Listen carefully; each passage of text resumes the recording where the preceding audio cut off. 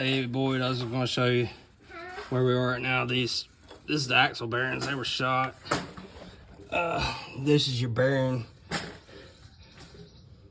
The other side was shot too. These axles out. Here's the plate you had in this. This side was the worst. See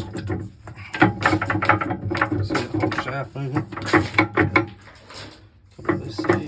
It was gone. There's part of the bearing hanging out. The axle bearing was shot. Also, that bearing fell apart when I took it out. The outer bearings were shot completely. Here's what's left of it. Showing you a little video of where I'm at.